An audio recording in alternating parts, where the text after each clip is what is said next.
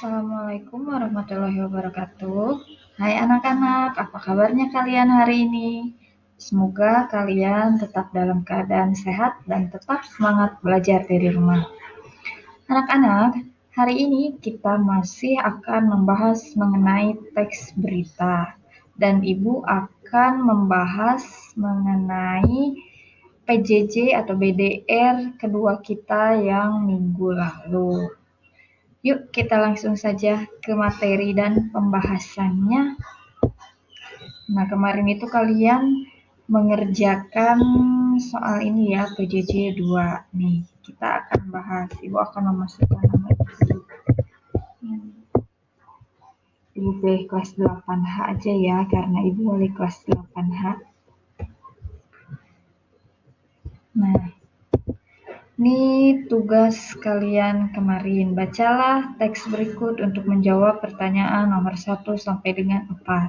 Nah, untuk menjawab nomor 1 sampai dengan 4, kalian itu harus dan wajib membaca teksnya. Mengapa? Karena ternyata ketika Ibu meriksa tugas kalian, banyak yang menjawabnya asal-asalan, tidak nyambung dengan teks.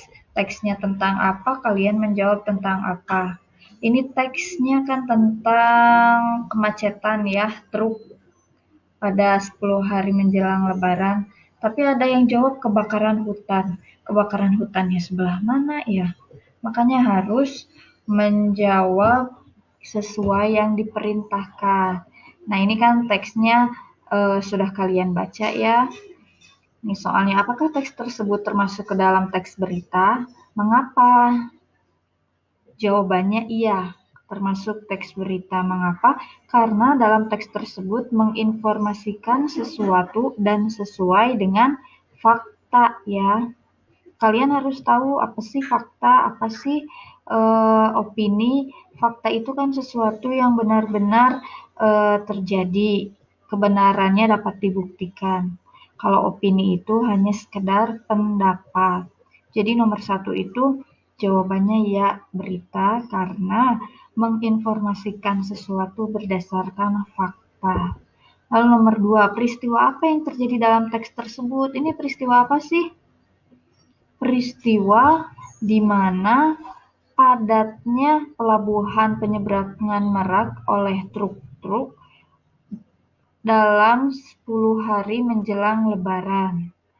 Itu kan peristiwanya. Lalu lalu nomor 3, mengapa peristiwa tersebut bisa terjadi?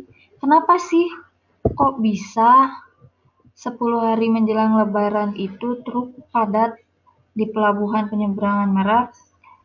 Nah, kalian cari penyebabnya. Oh, ternyata ada di paragraf 2 nih, adanya larangan melintas bagi truk non-9 bahan pokok atau non-sembako pada tanggal 21 sampai 25 November. Itu jawaban nomor 3. Lalu nomor 4. Ini masih berkaitan ya isi teksnya dengan yang tadi nomor 1, 2, dan 3. Kalian diminta pilihlah kalimat yang termasuk ke dalam fakta. Tadi kan fakta sudah dijelaskan. Fakta itu berdasarkan kenyataan, bukan pendapat seseorang. Nah, dari 4 pilihan pernyataan ini, pilih yang mana sih yang fakta itu yang dapat dibuktikan kebenarannya. Nah, di sini juga banyak siswa malah milih semua, centang semua, mungkin supaya sama ibu dikasih nilai gitu ya. Tapi kalau seperti itu tidak diberi nilai sama ibu, karena harus sesuai. Kita lihat opsi yang pertama. Beberapa sopir truk mengaku harus menunggu sekitar 2 hingga 4 hari untuk bisa masuk ke kapal. Apakah ini fakta? Ini bukan fakta ya, karena di sini ada opini. Ini hanya pendapat dari sopir truk. Sopir truk mengaku. Berarti ini belum tentu kebenarannya. Berarti kita jangan pilih opsi yang pertama. Kita lihat opsi yang kedua. Antrean terjadi di dermaga 1 hingga dermaga 4. Apakah ini pendapat atau fakta? Ini fakta ya, karena memang terjadi. Ini ada kata terjadi di dermaga 1 hingga dermaga 4. Berarti kita pilih. Kemudian 10 hari menjelang Lebaran, Sabtu 15 November, pelabuhan penyeberangan Merak mulai dipadati truk. Ya, ini pun fakta. Mengapa? Ini ada tanggalnya nih. Tuh, ini kan berarti fakta ya, dapat dibuktikan kebenarannya. Lalu, yang opsi keempat, truk-truk tersebut mengangkut barang non-9 bahan pokok atau non-sembako. Apakah ini fakta atau pendapat? Ini fakta ya, karena yang membuat macet itu truk-truk yang mengangkut barang non-sembako. Begitu. Kemudian kita lihat nomor 5. Pilihlah berita yang berisi informasi dalam bidang pendidikan. Nah, ini pun kalian boleh pilih lebih dari satu. Yang bisa pilih lebih dari satu itu disebut soal pilihan ganda kompleks. Nah, mana sih berita yang termasuk ke dalam bidang pendidikan? Dari 5 pernyataan ini, kita lihat pernyataan yang pertama. Peralatan praktikum sekolah itu ada yang mencuri tadi malam. Apakah ini berita dalam bidang pendidikan? Bukan ya, ini berita kriminal, pencurian. Jadi, pernyataan pertama tidak usah kalian pilih. Lalu, kita lihat pernyataan kedua. Penyelenggaraan lomba menulis cerpen oleh Dinas Kabupaten pada awal bulan depan. Apakah ini dalam bidang pendidikan atau bukan? Ya, ini termasuk dalam bidang pendidikan, memberitahukan bahwa akan adanya lomba menulis cerpen. Kemudian kita lihat lagi pernyataan yang ketiga. Ibu kepala sekolah, ini kami ya, bukan KAI. Ibu kepala sekolah kami baru saja menghadiri undangan pernikahan keluarganya di Balai Kelurahan. Apakah ini termasuk bidang pendidikan? Karena ada kata kepala sekolah? Tidak ya, ini tidak menginformasikan tentang pendidikan. Ini hanya isinya pribadi ya, personal. Jadi ini bukan. Lalu yang ini yang opsi keempat. Bahan bangunan untuk pendirian sekolah itu berasal dari kabupaten lain. Apakah ini berita tentang pendidikan? Ini juga bukan. Dan yang terakhir, seminar bahaya narkoba sering diselenggarakan di sekolah akhir-akhir ini. Apakah ini bidang pendidikan? Ya, termasuk ya. Seminar bahaya narkoba itu kan termasuk bidang pendidikan agar kalian mengetahui bahaya-bahayanya narkoba. Begitu untuk nomor 5. Kita lihat lagi ke teks nomor 6. Nah, ini bacalah 2 teks berita tersebut. Kalian itu harus baca dulu dan pahami yang teliti, jangan terburu-buru. Lihat ya, ini juga pilihan ganda kompleks. Kita akan membandingkan isi dari kedua teks tersebut. Ini katanya untuk pernyataan pertama, ada 4 pernyataan. Pada teks berita 1 membahas tentang korupsi di Indonesia yang tidak ada matinya. Kita lihat apakah betul teks 1. Ya, betul ya, korupsi di Indonesia tidak ada matinya. Nah, kita bandingkan katanya pada teks 2 mengenai aksi terorisme, penyalahgunaan narkoba dan kekerasan terhadap perempuan dan anak. Apakah iya? Teks kedua. Presiden RI Joko Widodo menggagas revolusi mental. Revolusi mental masih menjadi topik perbincangan publik. Apakah ada moral yang telah bermetamorfosis menjadi kejahatan? Bukan ya.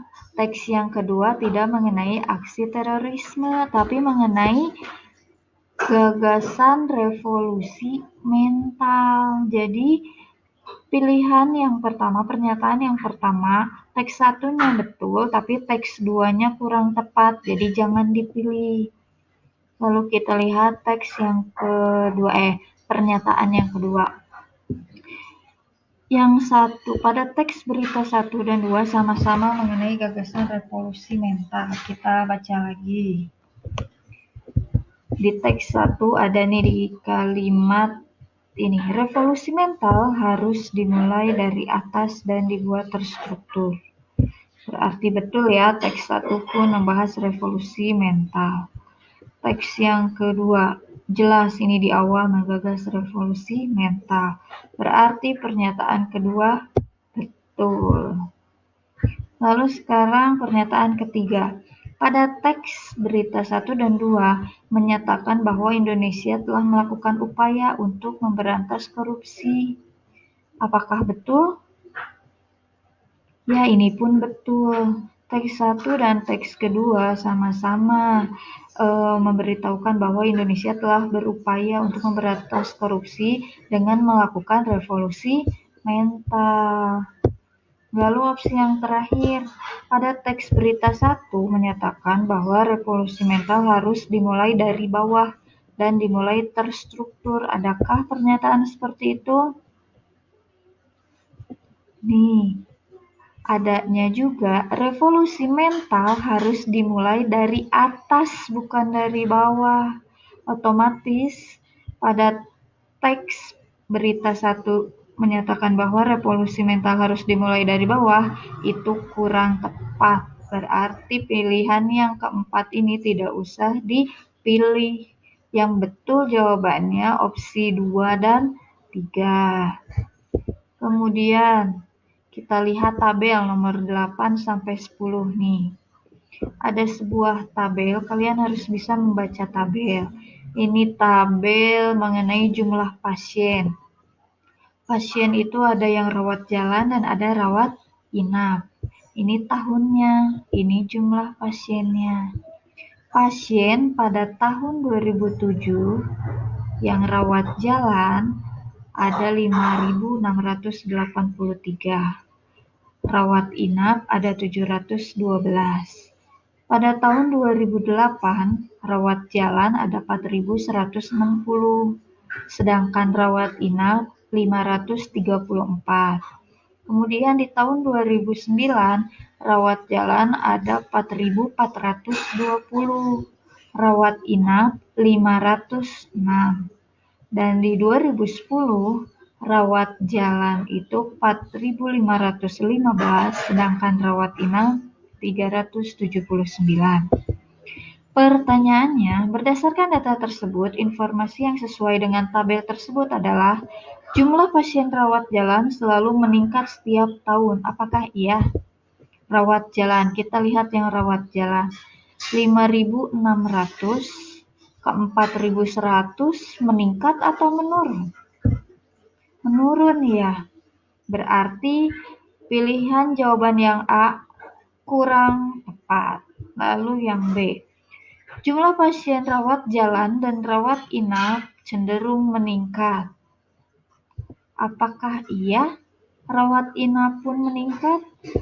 2007 rawat inap 712, 2008 534. Berarti pilihan jawaban B juga kurang tepat. Yang C. Setiap tahun jumlah pasien rawat inap cenderung menurun. Mari kita lihat. Rawat inap 2007 712, 2008 534, 2009 506, 2010 379. Nah, ini baru tepat jawabannya. Kemudian kalau pilihan yang jawaban D, pasien rawat inap mendapat pelayanan yang baik. Tahu dari mana bahwa pasien rawat inap mendapat pelayanan yang baik? Kan di dalam tabel ini tidak disebutkan bagaimana perawatannya, hanya menyebutkan jumlah pasien pada tahun 2007 sampai 2010. Jadi yang D pun kurang tepat. Kita lihat sekarang nomor 8. Pilihan pernyataan yang sesuai dengan tabel tersebut. Nah, ini juga pilihan ganda kompleks. Kalian boleh memilih lebih dari satu. Pada tahun 2010, jumlah pasien rawat jalan lebih banyak dibanding dengan tahun 2009. Apakah iya? Kita lihat pasien rawat jalan tahun 2010 sama 2009. 2010 sama 2009, betul lebih banyak 2010? Ya, betul. Berarti pilihan jawaban yang pertama kita pilih ya. Lalu pilihan jawaban yang kedua. Pada tahun 2007, jumlah pasien rawat jalan merupakan jumlah pasien yang paling banyak. Kita lihat di antara semua pasien ada 5.000 ya, betul ya. Rawat jalan pada 2007 jumlahnya 5.000, paling banyak. Berarti kita pilih lagi nih yang opsi kedua. Opsi ketiga, jumlah pasien rawat ini pada tahun 2008 dan 2009 jumlahnya selisih 28 pasien, lebih banyak pada tahun 2008. Maksudnya ini jumlah pasien rawat jalan mungkin ya. Kita lihat 2008 dan 2009 banyak tahun 2008, betulkah? Nih kurang tepat ya, berarti yang C sudah kurang tepat, berarti jangan dipilih. Sekarang kita lihat yang opsi yang keempat. Pada tahun 2007 sampai 2010, jumlah pasien rawat jalan dan rawat inap menurun setiap tahunnya. Apakah betul rawat jalan dan rawat inap selalu menurun? Rawat inap sudah kita bahas ya, memang menurun, tapi kita lihat rawat jalan. 5.600 2007, 2008 4.100. Nah, ini 2009 tidak menurun, malah meningkat lagi ya. 2009 ke 2010 juga meningkat. Jadi yang keempat ini kurang tepat, jangan dipilih. Jadi opsi yang betulnya hanya yang 1 dan 2. Kemudian kita lihat nomor 9. Jumlah seluruh pasien rawat inap tahun 2007 sampai 2010 setengah dari jumlah pasien rawat jalan pada tahun 2008. Benar atau salah? Tuliskan jumlah pasiennya. Mari kita lihat rawat inap. Semua kita jumlahkan dulu. 712. Kita tambah 534. Kita tambahkan lagi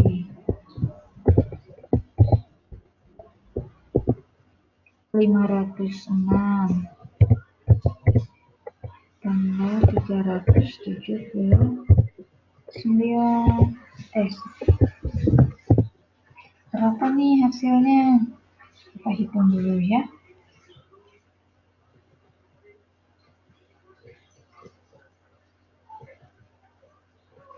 Hasilnya 2.131.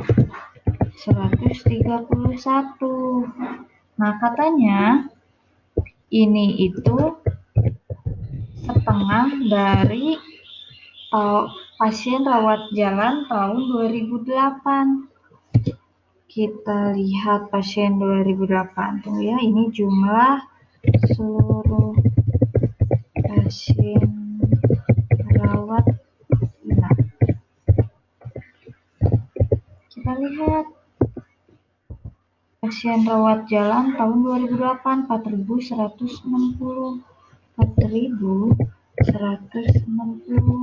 Kalau setengah itu berarti kan dibagi 2 ya. 4.160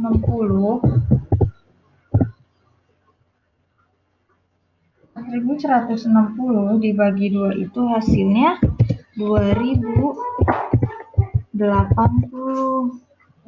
Apakah sama? Apakah setengahnya dengan jumlah pasien rawat inap? Tidak, ya berarti jawabannya salah. Begitu anak-anak cara menyelesaikan tugas PJJ waktu minggu lalu. Tolong jangan asal-asalan. Jadi, kalau ada teks itu harus dibaca. Kalau misalnya, males, teksnya panjang, baca dulu soalnya apa sih yang ditanyakan, baru baca teksnya.